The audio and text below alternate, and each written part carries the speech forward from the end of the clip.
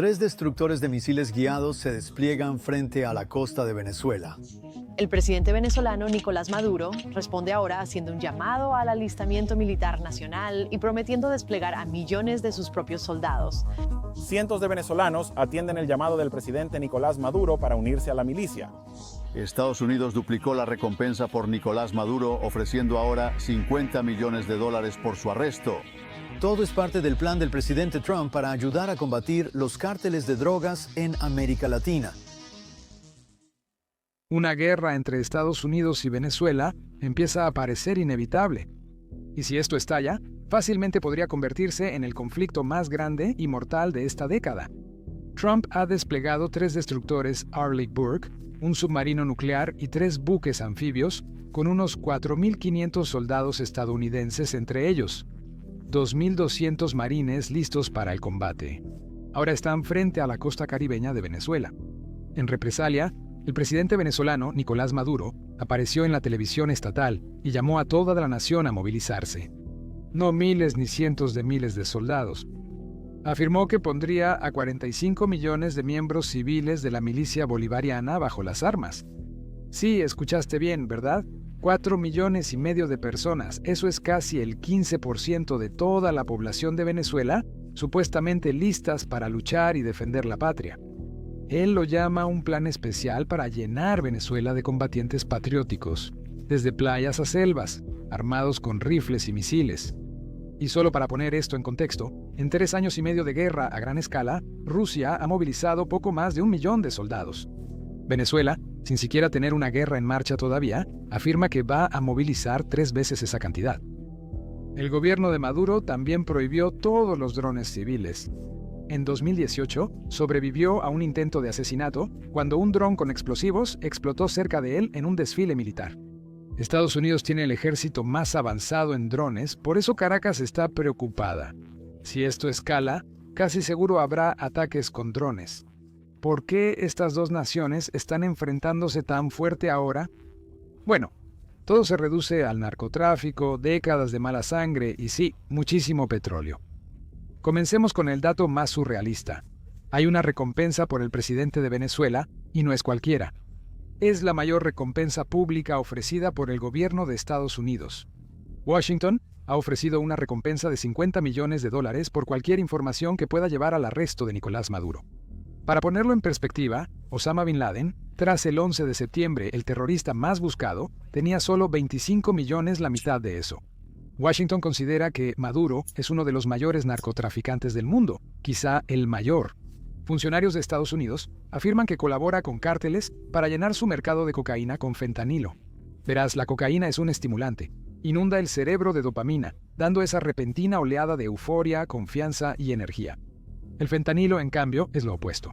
Es un opioide sintético, casi 50 veces más fuerte que la heroína y 100 veces más fuerte que la morfina. Solo 2 miligramos, lo que cabe en la punta de un lápiz, puede matar a un adulto sano. La cocaína acelera el cuerpo, el fentanilo lo ralentiza, y al combinarse, el cuerpo no sabe cómo reaccionar. El corazón se acelera, los pulmones se ralentizan, el cerebro falla, y en minutos la respiración se detiene. Por eso muchas sobredosis no lo son en realidad, son asesinatos. Mucha gente piensa que está consumiendo una dosis normal de cocaína, pero en realidad acaban de tomar una dosis letal de fentanilo escondida dentro. Esto sigue ocurriendo porque el fentanilo es muy barato de producir. Cárteles y vendedores lo mezclan con cocaína, heroína y pastillas falsas para aumentar la cantidad y sus ganancias. Ellos conocen los riesgos, saben lo poco que se necesita para matar, pero para ellos solo son unos cuantos dólares extra. Las sobredosis de drogas ya eran una de las principales causas de muerte en Estados Unidos, causando miles de muertes anuales. Pero el fentanilo ha convertido esa epidemia en algo más oscuro, y los cárteles venezolanos lo están usando como un arma química y lucrando con las mismas muertes que causa. Por eso Trump está tan obsesionado con esta lucha. Según él, los narcóticos como el fentanilo y la cocaína están destruyendo comunidades estadounidenses. En su primer día de regreso en enero, firmó una orden ejecutiva que puso a los cárteles en la misma categoría legal que Al-Qaeda o Estado Islámico de Irak y Siria. Ordenó al Departamento de Estado declarar a los cárteles y pandillas más violentos de América Latina como organizaciones terroristas extranjeras. Etiquetar a los cárteles como terroristas abre la puerta para que Estados Unidos use al ejército y sus agencias de inteligencia directamente contra ellos, con castigos más duros para quienes los apoyen. Eso significa que el ejército estadounidense puede actuar oficialmente contra ellos donde sea que operen estos cárteles, ya sean las montañas mexicanas o las selvas venezolanas. Para febrero, 8 organizaciones criminales en todo el hemisferio occidental fueron designadas formalmente como organizaciones terroristas extranjeras. Entre ellos, los infames cárteles de Sinaloa y Jalisco en México, la pandilla Mara Salvatrucha, 13 de El Salvador y sí, el propio Tren de Aragua de Venezuela. Para Washington, los traficantes venezolanos son el mayor problema. Durante décadas, los funcionarios estadounidenses han advertido a Caracas sobre la magnitud de los envíos de drogas que pasan por su territorio, y sin embargo cada año solo ha empeorado. En agosto, el fiscal general de Estados Unidos duplicó la recompensa por Maduro a $50 millones, citando pruebas de su colaboración con el cartel de los Soles de Venezuela y el cartel de Sinaloa de México. Se les acusa de inundar Estados Unidos con cocaína y fentanilo. Por eso ahora ves destructores y marines de Estados Unidos frente a Venezuela. El Pentágono denomina oficialmente este despliegue naval como Operación Antidrogas. Pero que no te quepa duda, esto es una demostración seria de fuerza, no solo para los cárteles, sino también para las naciones que los apoyan en secreto.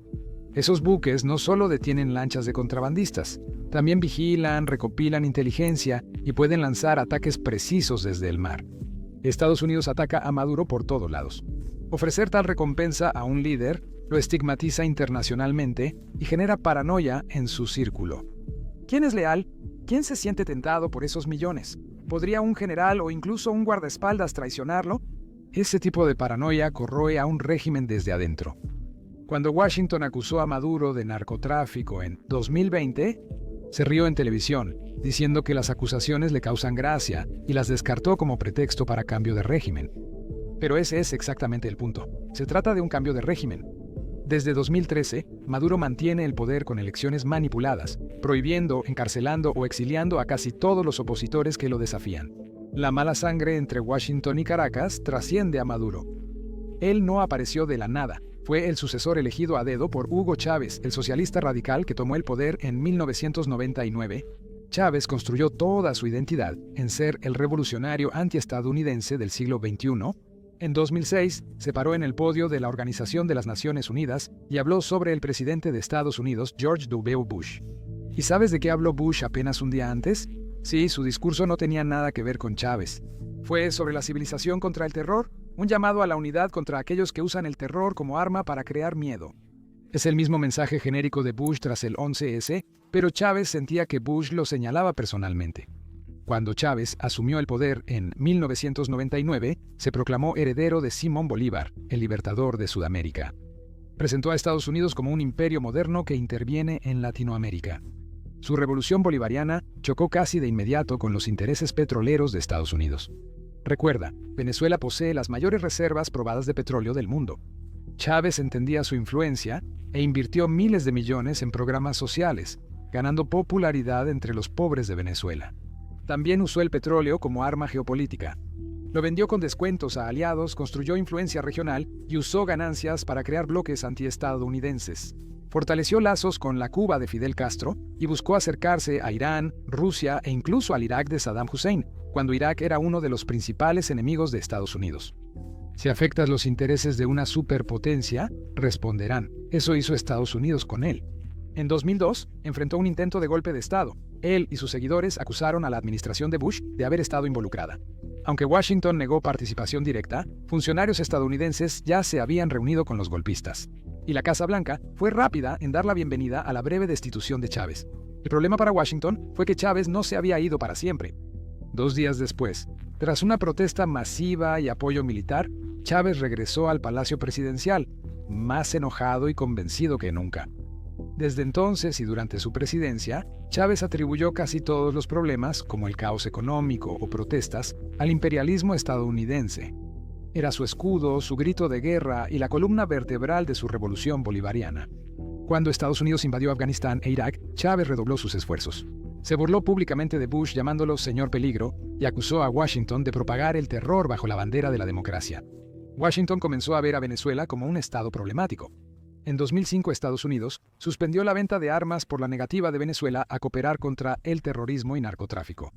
En 2006, el año del discurso del diablo de Chávez en la Organización de las Naciones Unidas, el Departamento de Estado declaró a Venezuela como país que no cumplía obligaciones internacionales contra el narcotráfico. Así inició la era de las sanciones y el resentimiento nunca desapareció. Para cuando Nicolás Maduro asumió el poder en 2013 tras la muerte de Chávez, Venezuela ya chocaba con Estados Unidos. En 2015, bajo Obama, Estados Unidos impuso sanciones a funcionarios venezolanos por abusos y corrupción. Obama firmó una orden ejecutiva que declaró a Venezuela amenaza para la seguridad nacional, permitiendo medidas más severas. Con el primer mandato de Donald Trump, la confrontación entre Estados Unidos y Venezuela alcanzó un nuevo nivel. Trump llamó dictador a Maduro y hasta hoy lo sigue llamando así. Tampoco reconoció la polémica reelección de Maduro, en 2018 ampliamente condenada como fraudulenta. En enero de 2019, tras la juramentación de Maduro, Washington reconoció a Juan Guaidó como presidente interino legítimo de Venezuela. Washington apoyó totalmente a Guaidó, presidente del Congreso que se proclamó presidente interino en las protestas masivas. Más de 50 países siguieron a Estados Unidos. Fue un golpe diplomático inédito, buscando quitar legitimidad a Maduro y aislar su gobierno internacionalmente. La Casa Blanca confiaba en que la presión, las protestas y la crisis económica forzaran la salida de Maduro. En abril de 2019, por un momento, eso parecía posible. Guaidó y algunos oficiales desertores intentaron un levantamiento militar en Caracas. Los tanques avanzaron, la gente se reunió y, durante unas horas tensas, parecía que un golpe de Estado finalmente lo derrocaría. Sin embargo, la cúpula militar siguió leal a Maduro y al anochecer, el intento había fracasado. Muchos en Estados Unidos querían una intervención militar directa, pero Trump la evitó. En su lugar, libró una guerra económica. Desde 2019, Estados Unidos impuso duras sanciones a Venezuela, destacando el embargo al petróleo, principal recurso del país. Washington congeló CITGO, subsidiaria de Venezuela en Estados Unidos, bloqueó ingresos de Maduro y prohibió a empresas estadounidenses comerciar con crudo venezolano. Se presionó a los aliados para que hicieran lo mismo. Venezuela perdió a Estados Unidos como su principal cliente casi de inmediato y se le dificultó operar en dólares. El objetivo era dejar al régimen sin fondos, acelerar su caída y forzar la salida de Maduro. La presión fue dañina. La economía de Venezuela, que ya estaba en declive, colapsó. En 2020 millones de venezolanos huyeron de la mayor crisis de refugiados en la historia moderna de América Latina. Hiperinflación, escasez y apagones. El país se estaba colapsando. Aún así, Maduro sobrevivió por la lealtad de sus generales y el apoyo de Rusia, China, Irán y Cuba, que le enseñaron a evadir sanciones de Estados Unidos. Envíos secretos de petróleo, ventas de oro y esquemas financieros clandestinos mantuvieron al régimen a flote, mientras los venezolanos comunes pagaban el precio. El equipo de Trump tomó medidas más extremas por frustración. En marzo de 2020, el Departamento de Justicia de Estados Unidos acusó formalmente a Maduro y a más de una docena de altos funcionarios venezolanos de narcoterrorismo. El Departamento de Estado ofreció $15 millones por información para arrestar o condenar a Maduro. Washington ofreció por primera vez una recompensa oficial por un jefe de Estado en funciones en el hemisferio occidental. Para los venezolanos fue surrealista. Su presidente en funciones ahora era oficialmente buscado por los tribunales estadounidenses como un fugitivo. Históricamente, Washington solo había hecho esto una vez antes, contra Manuel Noriega de Panamá en los años 80. Y en ese caso, Estados Unidos finalmente invadió. De hecho, según se informa, Trump preguntó a sus planificadores militares sobre la viabilidad de un bloqueo naval. En abril de 2020, Estados Unidos inició una gran operación antidrogas en el Caribe y Pacífico Oriental. Destructores de la Marina, aviones sistema de control y alerta temprana aerotransportado aviones de vigilancia, patrulleras de la Guardia Costera y helicópteros fueron desplegados bajo el Comando Sur. En semanas, el Pentágono reportó incautar más de 100 toneladas de cocaína y marihuana. Unos 1,000 traficantes fueron arrestados y se calcula que los cárteles y allegados de Maduro perdieron $3,000 millones en ingresos. Tras semanas de patrullas tensas y operaciones de inteligencia, la demostración de fuerza terminó en silencio. Reasignaron barcos y retiraron recursos. Cuando todo parecía calmarse, ocurrió la Operación Gideón en mayo de 2020, algo que suena demasiado loco, por no decir otra cosa. Si te inquieta cómo la inteligencia artificial transforma trabajos, industrias, educación y economía, no eres el único. Un informe de la Universidad de Rutgers señala que 7 de cada 10 trabajadores en Estados Unidos están preocupados por el uso de inteligencia artificial por empleadores para tomar decisiones. El 30% teme que la inteligencia artificial elimine su empleo. Expertos coinciden. Para 2030, el 30% de los empleos serán automatizados por inteligencia artificial y el 44% de los trabajadores reemplazados. Eso significa que tienes que poner atención si quieres evitar convertirte en una víctima. Por eso, recientemente hicimos un video en YouTube que explica lo que realmente está sucediendo detrás de escena y cómo las personas se preparan para aprovechar la revolución de la inteligencia artificial no solo para sobrevivir. Esto no es sobre volverse programador o crear el siguiente ChatGPT. Se trata de entender dónde está el verdadero apalancamiento a medida que la inteligencia artificial evoluciona y cómo la gente común la está usando para construir trayectorias profesionales más seguras en este momento. Si te sientes inseguro sobre el futuro o simplemente tienes curiosidad sobre cuáles son tus opciones, mira ese video aquí en YouTube. Da clic en el enlace de la descripción o en la tarjeta en pantalla. A inicios de mayo, unos 60 disidentes venezolanos y 2 exsoldados estadounidenses intentaron entrar a Venezuela por mar para capturar a Maduro. Jordan Goudreau, contratista de seguridad en Florida, lideró la misión y aseguró tener un acuerdo con figuras opositoras para derrocar al régimen. Llegaron a la costa en botes de pesca y fueron emboscados casi de inmediato. 8 insurgentes murieron y decenas, incluidos 2 ex boinas verdes estadounidenses, están presos en Venezuela. Washington negó su participación y con razón. Associated Press ya había revelado el plan y funcionarios de Estados Unidos advirtieron a Goudreau que cancelara la misión. Al final, el incidente fue muy vergonzoso para la oposición venezolana y le dio a Maduro un triunfo propagandístico. Afirmó en televisión que Washington conspiraba para asesinarlo y derrocar la revolución como prueba de complots estadounidenses. Al terminar el primer mandato de Trump en 2021, Maduro seguía en el poder. El llamado gobierno interino de Juan Guaidó nunca logró gobernar nada y con el tiempo, la oposición se fracturó. Muchos países que alguna vez lo reconocieron se retiraron discretamente cuando quedó claro que nada iba a cambiar. Venezuela continuó en crisis económica, con millones de ciudadanos huyendo a Colombia, Perú, Brasil y otros países, generando una crisis de refugiados similar a la de Siria. Aún así, Maduro sobrevivió por la lealtad de sus generales, a quienes mantuvo con privilegios y con el apoyo de Rusia, China, Irán y Cuba. Luego, Joe Biden asumió el cargo. No le agradaba a Maduro más que a Trump. Siguió llamándolo dictador y mantuvo las sanciones principales. Pero Biden prefería la negociación a la presión bruta. Su administración inició pláticas secretas para intentar restaurar algo de democracia. Cuando Rusia invadió Ucrania en marzo de 2022, todo cambió. Washington enfrentó una crisis petrolera cuando sancionaron el crudo ruso, se cortó el suministro y el mundo buscó otra fuente. ¿Quién lo diría? Venezuela posee las mayores reservas de petróleo. Por eso Biden se la jugó. En marzo de 2022, funcionarios de Estados Unidos viajaron en secreto a Caracas para reunirse con Maduro. Fue el primer diálogo de alto nivel en años. Estados Unidos buscaba aliviar sanciones petroleras. Si Maduro daba concesiones políticas, Washington esperaba alejarlo de Putin y que el petróleo venezolano ayudara a estabilizar los mercados globales. Maduro, al darse cuenta de que tenía ventaja, les dio la bienvenida con todos los honores. Sonrió. Posó para fotos con los enviados en el Palacio de Miraflores, algo inimaginable un año antes. Al final, Maduro exigía levantar todas las sanciones y el reconocimiento de su presidencia. Estados Unidos exigía elecciones libres, liberar presos políticos y un proceso democrático genuino. Así que no hubo mucho progreso, pero se rompió el hielo. Venezuela liberó a 2 estadounidenses en marzo de 2022 como gesto de buena voluntad. Más tarde, en octubre de 2022, Maduro liberó a 7 ciudadanos estadounidenses más, incluidos ejecutivos petroleros de Citgo, a cambio de la liberación de 2 sobrinos de su esposa. La pareja, llamada los narcosobrinos, fue condenada en Estados Unidos por intentar traficar casi 1 tonelada de cocaína. A finales de 2022, Estados Unidos probaba un enfoque distinto. La administración de Biden otorgó a Chevron, la última gran petrolera estadounidense que queda en Venezuela, una licencia limitada para reiniciar la extracción y exportación de crudo. Washington buscaba saber si flexibilizar sanciones acercaría al gobierno de Maduro a negociar. Para Venezuela fue un salvavidas. Para Estados Unidos, una herramienta de presión.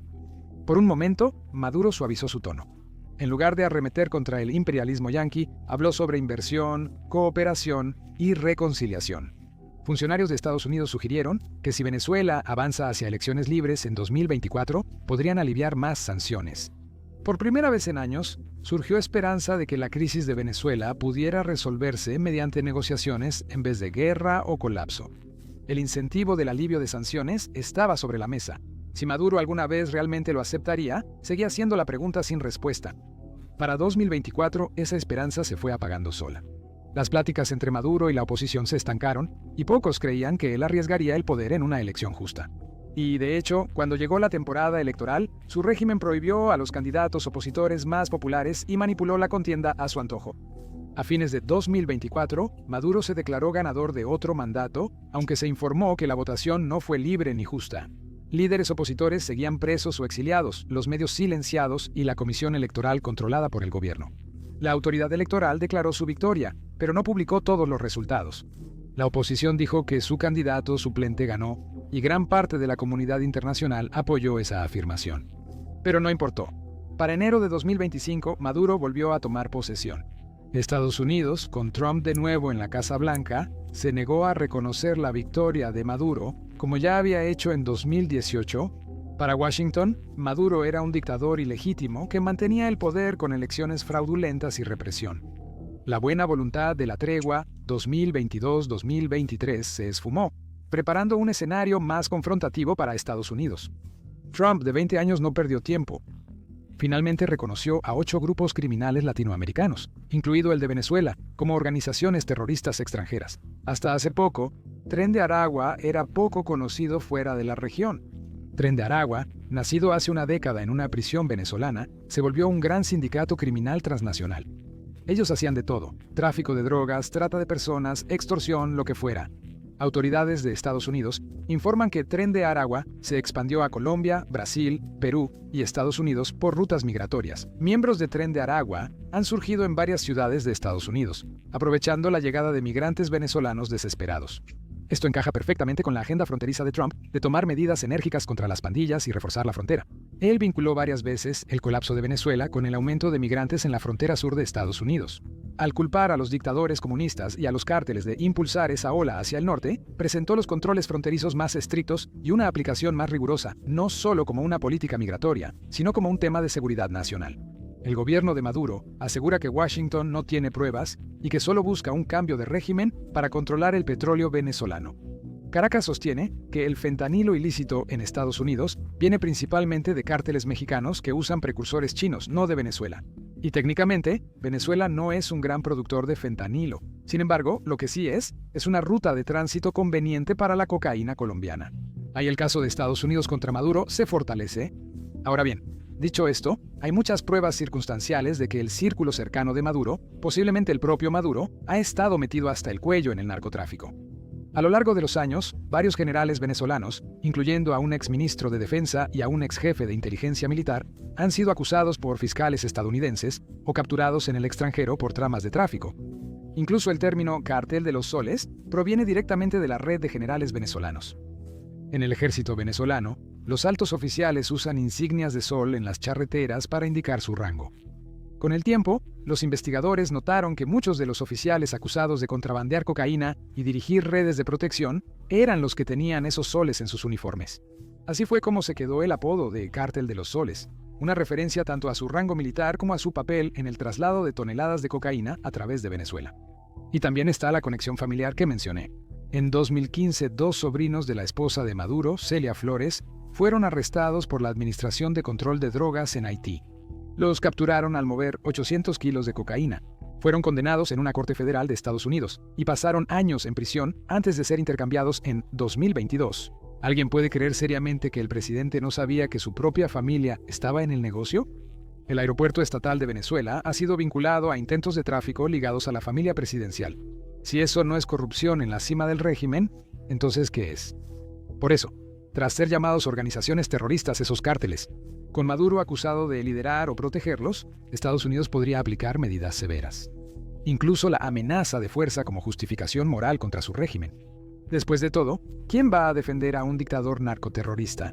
Además, esto evita el espinoso tema de la soberanía. Si logras convencer al mundo de que tu objetivo no es un jefe de Estado legítimo, sino un jefe mafioso disfrazado de presidente cuya red mata a casi 10.000 estadounidenses al año, las operaciones para capturarlo parecen acciones policiales, no invasiones. Estados Unidos usó esa táctica en 1989, cuando el general Manuel Noriega de Panamá fue acusado de narcotráfico. El presidente George Herbert Walker Bush envió a 27.000 soldados en la Operación Causa Justa. Derrocaron a Noriega, lo llevaron a Miami y pasó su vida de prisión en prisión. A Washington le encantaría nada más que repetir esa estrategia, esta vez con Maduro. Por último, ser duros con Venezuela funciona muy bien en Florida, hogar de una enorme comunidad de exiliados venezolanos y cubanoamericanos que detestan el socialismo. Maduro, por supuesto, está contando una historia muy diferente. Para él, esto es imperialismo yanqui 2.0, el mismo viejo complot para apoderarse del petróleo de Venezuela e instalar un régimen títere. Y sí, es imposible ignorar el petróleo en esta historia. Durante gran parte del siglo XX, Venezuela fue uno de los principales proveedores de petróleo de Estados Unidos. Pero bajo Chávez y Maduro, y especialmente después de las sanciones de Estados Unidos, ese crudo ha ido cada vez más a otros lugares. China, India, y a través de canales ilícitos y oscuros, diseñados para evadir las sanciones. En su punto máximo a finales de los años 90, Venezuela producía más de 3 millones de barriles por día. Para 2013 todavía estaba alrededor de 2 a 3 millones, pero para 2020 la producción se había desplomado a apenas 50.000 a 80.000 barriles al día. Promedia entre 80.000 y 90.000 barriles diarios de 2023 a 2025, la industria está devastada. Actualmente solo hay 1 o 2 plataformas de perforación activas en el país. Antes eran más de 80 hace 10 años. Incluso si las sanciones desaparecieran mañana, Venezuela no podría inundar el mercado de la noche a la mañana. Tomaría años de inversión reconstruir. En un mundo hambriento de petróleo y con precios volátiles por la guerra de Rusia y acciones de la Organización de Países Exportadores de Petróleo, el petróleo de Venezuela es un gran premio. Estados Unidos, China y otros lo saben. Para Estados Unidos, volver a integrar el petróleo venezolano al suministro occidental sería un gran logro. Es mejor que fluya hacia los mercados globales, que quede atado a tratos turbios y sancionados con China o que esté subproducido por un régimen caótico. Y esa es exactamente la razón por la que hoy los únicos verdaderos salvavidas que mantienen a Venezuela son China y Rusia, que mantienen a flote al gobierno de Maduro cuando gran parte del mundo le ha cerrado las puertas. Beijing ha invertido miles de millones en Venezuela en 15 años, sobre todo en préstamos respaldados por petróleo que Caracas no logra pagar. Una empresa china firmó un acuerdo de 20 años para producir 60.000 barriles diarios en 2026. Invirtiendo más de $1.000 millones, Rosneft de Rusia también ha invertido, a menudo ayudando a Caracas a vender petróleo de manera encubierta. Cuando Estados Unidos reforzó su presencia militar frente a Venezuela, Pekín no estuvo nada contento. China depende de pocos proveedores para su seguridad energética, entre ellos Venezuela. Pekín advirtió públicamente contra el aumento militar de Estados Unidos y exigió que ningún país use o amenace con usar la fuerza en los asuntos internos de Venezuela. Percibiendo una oportunidad, Maduro empezó a presumir su amistad con China más que nunca. En un discurso reciente en un congreso de maestros, mostró un nuevo teléfono Huawei y dijo que era un regalo personal de Xi Jinping, agregando que ahora puede hablar con el hermano Xi por teléfono satelital cuando quiera. Con una sonrisa, Maduro incluso hizo un torpe Ni Hao Shei, que significa hola gracias en mandarín al teléfono. Fue torpe, pero muestra que China lo respalda. La semana pasada, el embajador chino en Caracas se reunió con Maduro para celebrar avances en su asociación. Maduro presumió en redes los avances en economía, ciencia, tecnología e inteligencia artificial, junto con la llamada hermana China de Venezuela. Siendo realistas, el apoyo de China es real pero limitado. Tras sufrir la guerra arancelaria de Trump y con su economía aún recuperándose, China no quiere enfrentarse directamente a Washington por Venezuela. Así que sí, China se opondrá firmemente a la intervención de Estados Unidos. En principio, protestará diplomáticamente y quizás aumente discretamente el comercio con Venezuela, pero no intervendrá físicamente en nombre de Venezuela. Rusia claramente está atascada en Ucrania, perdiendo recursos y enfoque. Rusia también coopera militarmente con Venezuela. En años recientes enviaron bombarderos a Caracas, hicieron ejercicios conjuntos y Moscú busca incomodar a Estados Unidos donde pueda. Funcionarios rusos podrían alentar en privado a Maduro a resistir y Rusia podría enviar equipo militar a Venezuela si fuera necesario. Y si Estados Unidos escala seriamente, Rusia podría usar a Venezuela como moneda de cambio. Bueno, nosotros retrocedemos en Venezuela si ustedes lo hacen en Ucrania. Venezuela es de las pocas cartas que Rusia tiene en el hemisferio occidental. Si las tensiones realmente escalaran, entonces una guerra en Venezuela podría ser prolongada y fea. Venezuela tiene unos 30 millones de habitantes, y pese a la corrupción y abandono que debilitaron a su ejército, este aún es considerable. Alrededor de 10.000 efectivos con fuerzas especiales, unidades blindadas y defensas aéreas. Maduro también afirma tener entre 4 y 5 millones de miembros en la milicia. La cifra de milicianos armados activos podría ser mucho menor, pero incluso una fracción de 4 millones complicaría una intervención extranjera. También están los grupos guerrilleros colombianos, como el Ejército de Liberación Nacional, que operan libremente en Venezuela con aprobación del gobierno. Y empiezas a ver lo complicado que realmente podría ponerse todo.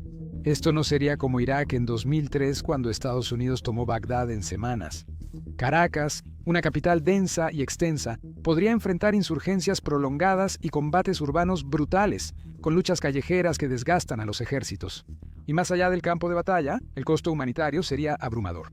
Millones más de refugiados cruzarían de Venezuela a Colombia, Brasil y otros países, aumentando la presión sobre naciones vecinas ya saturadas por el éxodo. ¿Entonces Washington realmente está preparado para llegar tan lejos? Probablemente no, al menos no todavía. El despliegue de destructores y un submarino de ataque parece prepararse para un bloqueo o cuarentena. Posibles ataques limitados a cárteles o militares, con apoyo de drones y vigilancia. Maduro podría optar por tácticas asimétricas, ya que su gobierno mantiene vínculos con varios actores no estatales. Por ejemplo, Venezuela tiene vínculos con rebeldes colombianos y supuestos lazos con operativos de Hezbollah libanés en el país. Si Maduro creyera que será derrocado, él o sus aliados podrían promover actividades desestabilizadoras. Desde ciberataques hasta causar disturbios en países vecinos, o incluso facilitar un ataque terrorista contra intereses estadounidenses como venganza. Es especulativo, pero líderes amenazados suelen tomar medidas desesperadas. Mientras tanto, los venezolanos comunes pagan el precio. Ya han soportado años de hiperinflación, apagones, escasez de alimentos y represión. Lo último que necesitan es que su país sea el campo de batalla de una guerra de poder o peor, de una guerra directa. Algunos venezolanos incluso bromean con humor negro, diciendo que tal vez una invasión estadounidense al menos traería dólares y empleos, pero detrás de ese humor hay agotamiento. ¿En qué situación nos deja esto? Al borde, aunque aún hay salidas diplomáticas. Francia, España y algunos países latinoamericanos sugirieron elecciones supervisadas internacionalmente a cambio de aliviar sanciones y retirar la recompensa. Incluso el Vaticano, que ya ha mediado, podría intentar calmar la situación. Maduro insinuó estar abierto al diálogo. En las próximas semanas, veremos si esos buques de guerra estadounidenses frente a la costa de Venezuela realmente se están preparando para una invasión o si simplemente son piezas en un tablero de ajedrez, destinados a intimidar, a presionar, a recordarle a Maduro que su tiempo podría estar llegando a su fin.